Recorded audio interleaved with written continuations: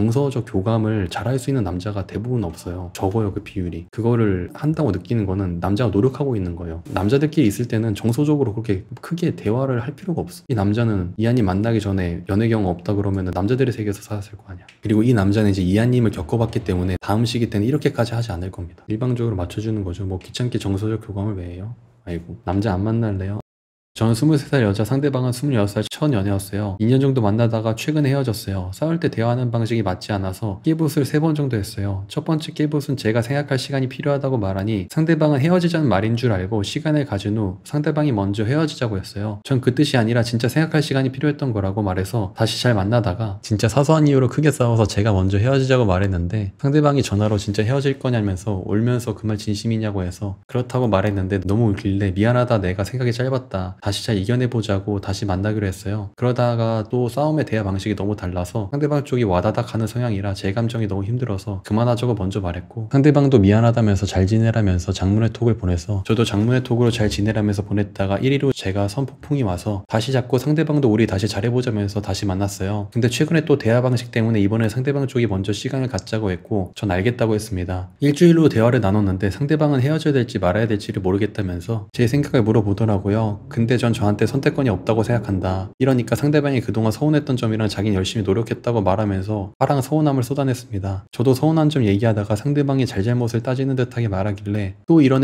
생각 들었는데 상대방도 똑같이 생각했을 것 같긴 합니다. 어쨌든 대화하다가 상대방이 하고 싶은 말 있으면 다 하라고 해서 미안하다, 2주년 같이 못 지낸 게 아쉽고 시간을 갖는 동안 밥도 잘 못 먹고 잠도 잘 못 잤다고 보낸 후 30분 후 자기도 시간을 갖는 동안 힘들어서 밥도 잘 못 먹었다, 자기도 2주년 같이 못 지내서 아쉽다, 생일 크리스마스 등 같이 못 지내서 미안하고 아쉽고 제 꿈을 이루길 바란다, 잘 지내 식으로 장문의 톡을 보냈습니다. 그리고 전 저번처럼 다시 만나자고 할까봐 답장 톡 보내고 톡방 나갔습니다. 같이 하던 게임 커플링도 깨고 커플 어플도 탈퇴하고 지울 수 있는 건 다 지웠습니다. 그러다가 4일 후 새벽 감성 때문에 상대방한테 그동안 미안했던 점이랑 몰라줄 점들하고 잘 지내 보냈는데 안일식 상태입니다. 근데 같이 하던 게임은 1쾌는 하고 있는 중인 것 같고 옷도 사귀었을 때 맞췄던 커플룩을 입히고 예쁘게 꾸며놨더라고요. 이게 뭔 심리인지 궁금합니다. 장점은 표현을 잘해줬다는 점인 것 같습니다. 감정적인 소통이 잘 됐다는 거겠죠. 상대방 남자 같은 경우에는 제대로 된 연애를 하고 나서 이별한 적이 없잖아요. 진짜 끝맺음을 겪은 적이 없잖아요. 그러다 보니까 진짜 이별이 어떤 건지 실감을 못하고 있는 상태일 겁니다. 특히 왜 그러냐면은 이한님과 서로 깨부수 여러 번 했잖아요. 그죠? 근데 왜 이런 선택을 하고 있는 거냐, 감정적으로 남자가 너무 몰려있고 필요하기 때문에. 이 남자가 감정적으로 지친다 이거예요, 이 남자 입장에서. 그러기 때문에 각자 떨어져 있으면서 혼자만의 시간, 회복할 시간을 무의식적으로 바라기 때문에 이런 결과가 나오게 되는 거고, 그리고 서로 시간을 가지면서 누가 더 서로한테 필요한 존재인지 생각을 해보자, 이런 심리도 기지가 되어 있을 겁니다, 이 남자 입장에서. 그러니까 다시 만날 수는 있겠지만 다시 만났을 때 내가 불만을 표시했던 것, 내가 감정적으로 상하지 않도록 상대방이 맞춰줬으면 좋겠다라는 마음이 있는 거죠. 완전히 이 남자는 지금 진짜 이별했다고 받아들이고 있지는 않을 거예요. 준비는 했겠지만. 정확히 어떤 마음이냐면은 다시 만날 수 있지 않을까? 근데 지금은 쉬고 싶다, 이런 심리가 깔려 있을 거예요, 이 남자가. 근데 이하님 스타일이 상대방의 서툰 부분들이나 부족한 부분들, 남자답지 못한 부분들을 이해해주는 게 장점이기도 한데 그만큼 상대방한테 요구하는 게 많을 수도 있어요, 이하님이 생각하는 것보다. 근데 그걸 요구하게 되는 거는 이 남자가 그 기준에 대해서 모르고 나름대로 들어주려고 하는 태도가 보이기 때문에 그런 것도 있을 겁니다. 근데 이 남자는 그걸 다 들어줄 수가 없어요. 왜냐면은 여자에 대해서 모르고 연애 경험이 부족하기 때문에 연애 자체에 대한 능력치가 부족해요. 그냥 심플하게 얘기하면 이런 거예요. 남자 입장에서는 아내십할 때 심리가 또 이러네, 이 잘 지내 이 말을 들었을 때 내가 또 감정적으로 뭔가 풀어줘야겠구나, 이런 본능이 드니까 무의식적으로 이제 회피하는 거죠. 피곤하다 느끼고. 안일식 속상한데? 맞아요. 안일식에서 뭔가 미련이 금방 사라진 것 같아요. 이하님의 감정을 무시당하거나 소통이 안 되는 거에 대해서 민감하기 때문에 그런 마음이 있으실 거야. 근데 이 남자는 본질적으로 지금 이하님이 소통하고 하는 방식 빈도를 줄여야지만 이 남자를 만날 수가 있어요. 그래야지 트러블이 적을 수 있어요. 싸우면서 그 남자가 바뀌는 거를 기대하면 안 돼요. 그냥 이 남자는 원래 이렇구나 하면서 이해하면서 만나야 돼요. 근데 그게 서로 지금 서투르니까 그 정도까지는 힘들겠지만 빈도를 낮춰야 돼요. 조금씩 계속. 이 남자가 말하게 되면은 바뀌긴 바뀌어요. 시간이 지나면서 이 남자가 채워야 돼서 바뀌어요. 근데 그렇게 바뀌게 되잖아요, 이 남자가. 그때 이 남자가 지쳐가지고 이하님의 옆에 없어요. 그렇게 되면. 그럼 그게 그 남자가 바뀌는 거예요.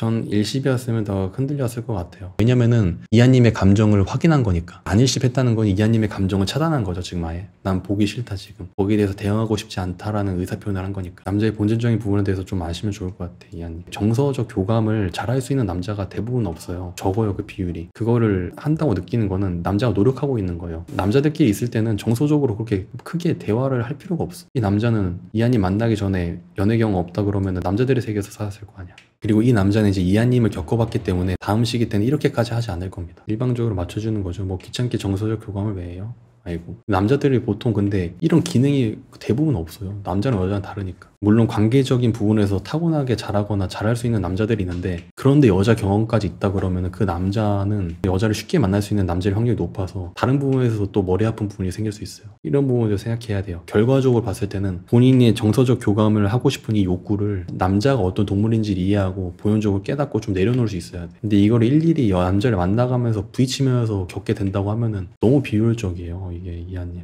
그러니까 남자가 이런 정서적인 부분에서 맞춰주려고 하다 보니까 불만이 쌓이고 하다 보니까 사소한 부분에서도 터지고 트러블이 생기고 인내력이 부족해지고 그런 겁니다. 그 남자는 그만큼 능력치가 되지 않으니까. 근데 다만 그렇게 할 수 있는 원동력이 뭐냐면은 여자에 대해서 모르고 여자에 대해서 제대로 경험을 해보지 못했으니까. 그래서 어떤 일정 시기 동안 그게 되는 거예요. 이런 부분을 다시 느끼고 싶어가지고 못쏠 남성분들을 만나려고 하는 여성분들이 있어요. 이걸 명확하게 텍스트로 이해하지 않더라도 무의식적으로 그걸 느꼈어. 근데 그 패턴이 결국엔 좋지 않다는 거예요. 끝까지 결혼까지 갈 게 아니면. 남자 안 만날래요? 아이고, 이하님 왜 그렇게 생각해요? 정성 들여서 이야기를 많이 적어주셔서 저도 되게 집중해서 봤습니다, 내용들. 근데 일반적으로 남자들은 장문을 안 좋아하고 장문을 안 좋아해요. 피드백을 듣는 거를 안 좋아합니다. 왜냐면은 남자 입장에서 거기에 반발하거나 그 여자한테 본인의 의견을 전달하거나 다툼이 생기는 게 남자로서 본인 스스로도 되게 꼴불견이라는 걸 알고 있기 때문에 여자에 대해서 좀만 알게 되면은 그냥 맞추는 게 맞다고 당연하게 받아들이거든요, 어느 정도. 그 말뜻은 뭐냐면은 이런 장문의 카톡을 볼 때마다 남자 입장에서는 아, 내가 맞춰야 되는구나 라는 위화감을 느끼기 때문에 무의식적으로 거부감이 생겨요. 근데 여자에 대해서 익숙해져가지고 이게 당연해지고 자연스럽게 받아들일 수 있는 남자가 있어요. 관계지향적이고 정서적 교감을 잘할 수 있는. 그런 남자들은 또 이제 주변에 여자가 많거나 여자를 잘 만날 수 있기 때문에 상대방 여자를 만날 때 내가 그 여자를 고르는 메리트가 있어야 되잖아요, 다른 여성들 사이에서. 이런 부분에 대해서 생각을 해보시는 게 좋을 것 같아요. 이런 부분이 와닿기 어렵고 생각할 게 많고 피곤하다 그러면은 내가 원하는 거를 낮추면서 상대방을 만날 수 있어야 돼요. 장문을 별로 안 좋아하는구나. 전 장문 좋아하는 남자 거의 본 적이 없어요. 좋아할 수 있거든요. 감정적으로 이렇게 소통한 걸 좋아할 수 있는데 그때는 언제냐면 내가 경험이 적거나 상대방 여자의 급이 높다고 생각이 되거나 정확히는 내 이야기를 하는 걸 좋아하는 남자 같은 경우에는 어떤 한 시기까지는 그렇게 소통한 걸 긍정적으로 받아들일 수도 있어요. 근데 매 순간 그래야 된다고 생각하면 그 남자가 만나기는 어렵겠죠. 물론 그거를 평생 할 수 있는 남자도 있습니다.